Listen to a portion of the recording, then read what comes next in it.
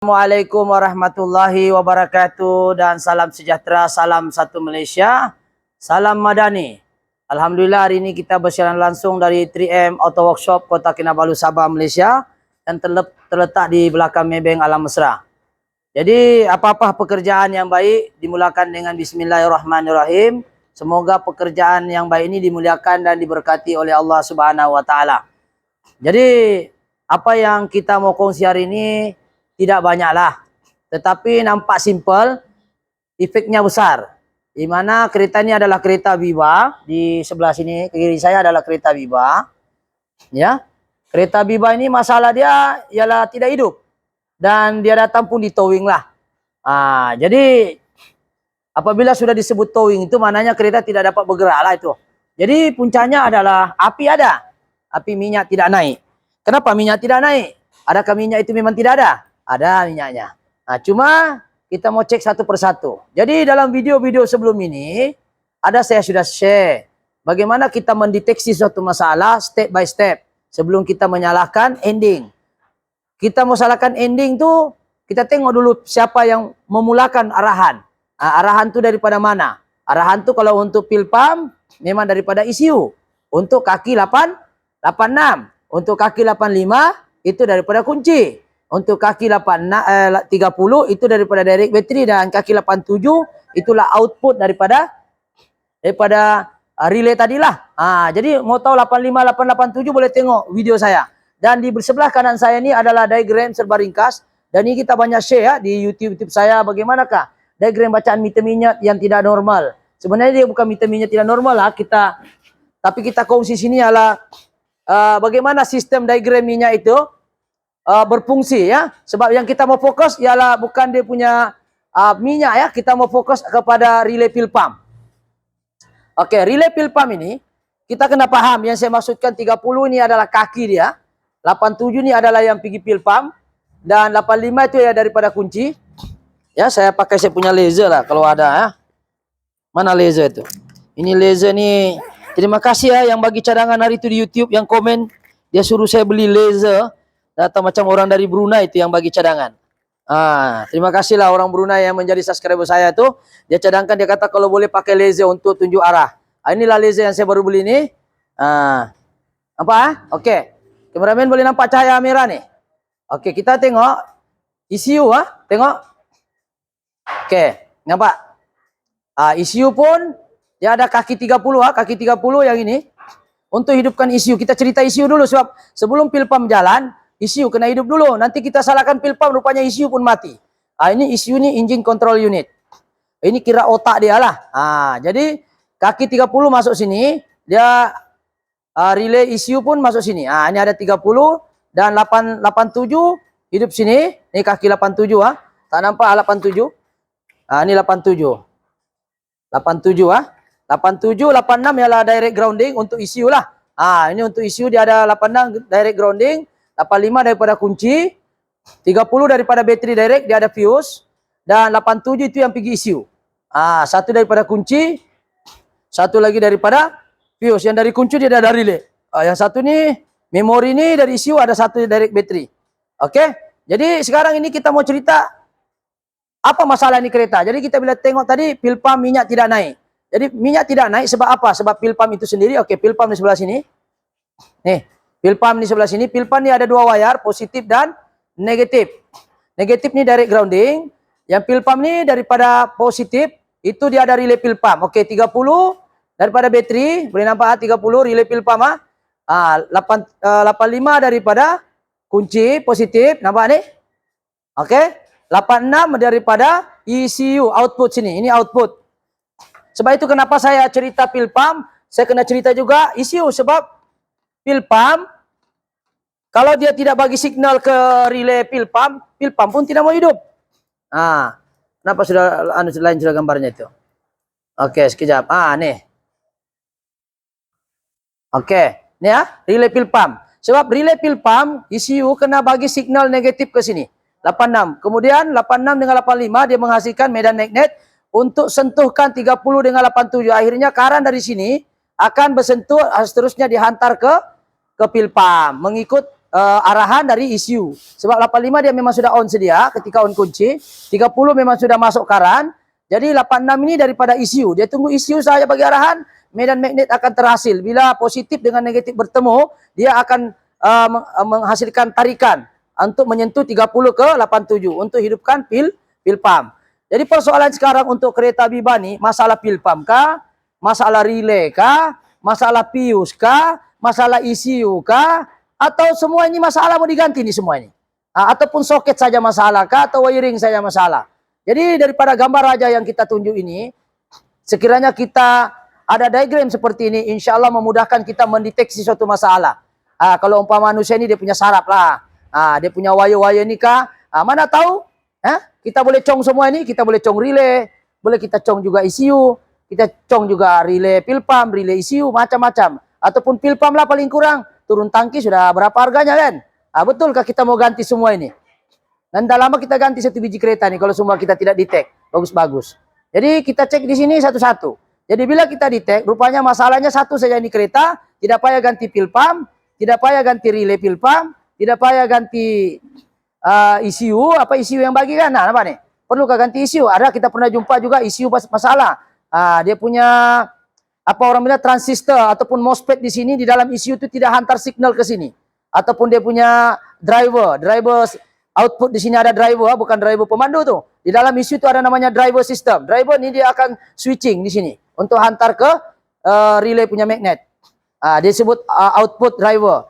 Driver untuk apa? Driver banyak dalam ini. Untuk api ada drivernya sendiri. Untuk minyak, injektor ada drivernya sendiri. Untuk output pergi relay pun ada drivernya sendiri. So masing-masing ada drivernya, tetapi dalam ini ada disebut sebagai microprocessor dia atau microcontroller. Ini nanti kita bahas lain ECU ini macam mana dia kerja. Paling senang ECU ini adalah otak kita. Otak masalah semua jadi gila. Tapi masalahnya sekarang betul ke ECU masalah. Jadi kalau ECU masalah, macam mana kita tahu isu masalah? Jadi bila kita cek kereta ini, dia bukan masalah isu, tetapi masalah soket sahaja. Jom kita pergi tengok masalah soket sahaja. Jadi sekarang kita tengok sini. Kameramen, boleh mungkin sebelah sana kah? Oke, ini kita tengok. So masalahnya di sini, ya. Nampak gelap. Ini cermin gelap nih. Ini kalau JPJ tengok ini kereta kena saman lagi. Kasihannya orang. Mudah-mudahan tidak kena saman lah. Kita cerita lain pula. Oke, sekarang ini apa masalahnya nih kereta adalah soket sambungan saja masalah. Dan ini kita sudah buat. Ini kereta lain kita buat lah. Kita buat soket lain. Ini soket dia yang asal terbakar. Coba kameramen tengok nih. Terbakar tuh. Nampak nih terbakar nih. Ini soket dia duduk begini. Gitu. Gitu. Jadi dia terbakar. Jadi api elektrik pump tidak dapat dicantum. Nampak nih. Tuh terbakar. Ini 87 nih. Ini 87.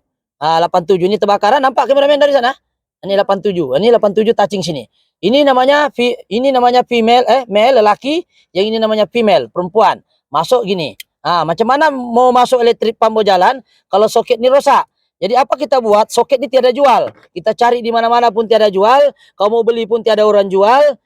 Kita cari sampai bila-bila pun tidak jumpa. Jadi apa kita buat? Kita carilah apa-apa soket di kereta second hand sana tuh. Kereta yang yang buruk sana tuh kita cari. Kita ambil, kita potong soket ni, yang penting dia boleh klip dan colornya sambung seperti ini. Jadi kita tengok ni, kita tengok, kita tekan. Sebenarnya kereta ni kereta lain, ini meter sebenarnya, bukan dia soket dia, tidak sama. Kameramen boleh tengok ada wire yang kita tidak pakai. Jadi kita buat macam biasalah, ini pil pump yang besar, yang ini adalah dia punya apa? Dia punya istilahnya dia punya pelampung lah. Dia punya pelampung di bawah nih. Jadi kita buat begitu. Pelampung dia.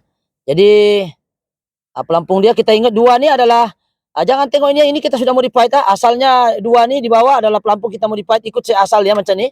Kita potong, kita carilah soket yang tidak terbakar. Begini.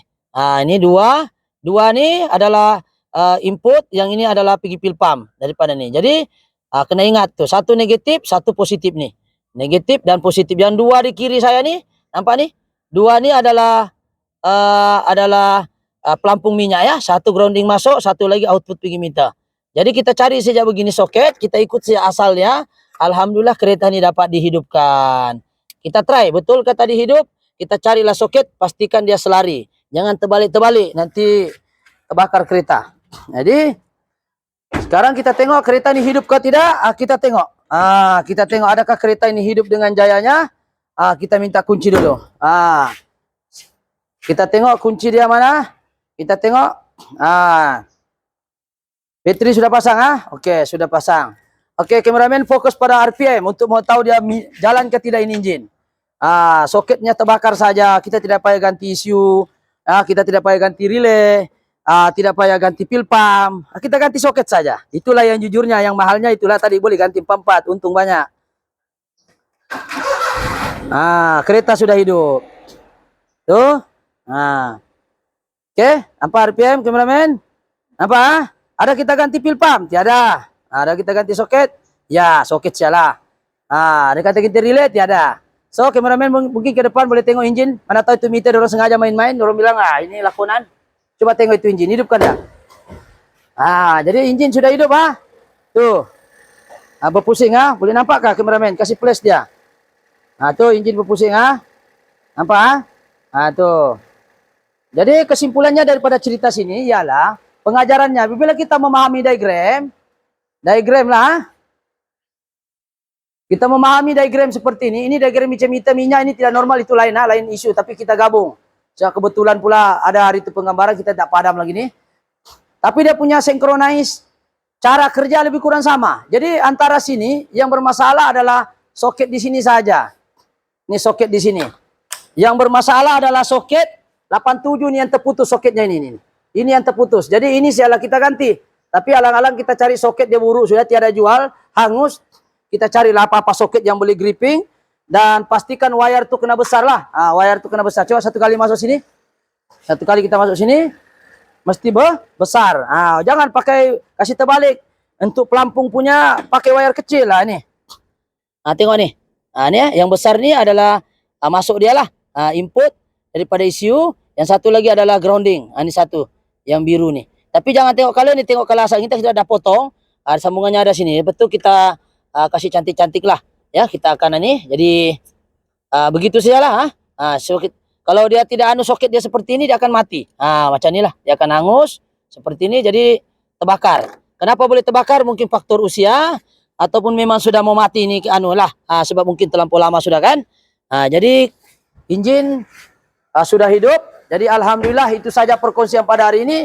Kesimpulan daripada cerita ini sekali lagi saya tegaskan, pahami diagram untuk menyelesaikan satu masalah. Kalau diagram kita tidak paham, kita gantilah itu ECU, kita gantilah itu relay, kita gantilah itu pelampung dengan pil pump sebab dia satu set dalam.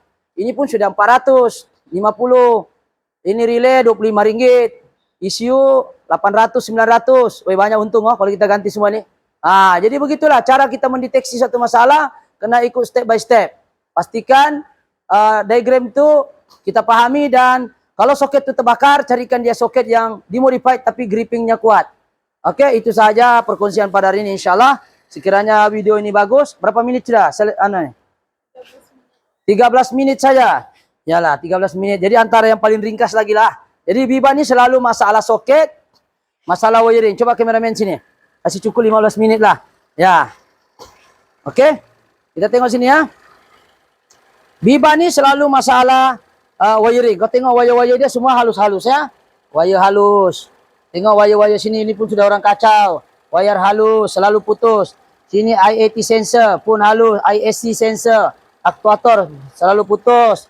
BBT solenoid selalu putus. Nih tengok sini. Ini BBT solenoid selalu putus nih wire-nya. Nampak halus nih? Ya halus mulus macam rambut belah 7. Lagi satu kanister, sini pun selalu putus ya, kanister yang ini. MAP sensor yang ini selalu juga putus. Jadi berawaslah. Kadang-kadang wiring saja masalah. Ya. Oke. Jadi itu sajalah sekadar perkongsian pada hari ini insyaallah. Sekiranya video ini bagus ya, bermanfaat, memberi info-info yang baik, jangan lupa subscribe, like ataupun share. Ataupun boleh komen. Mungkin Anda juga menghadapi masalah seperti ini Biba, ataupun mungkin kereta Anda menghadapi masalah susah mau hidup. Minyak ada, semua ada. Pil pump baru tukar, meter pun oke. Tiba-tiba tidak boleh hidup. Cek dulu bahagian wiring, soket-soket dulu. Mana tahu tidak bersentuh, bolehlah jimat. Dan oke, itu saja penggambaran hari ini. InsyaAllah kita akan jumpa lagi di video akan datang. Assalamualaikum. Thank you.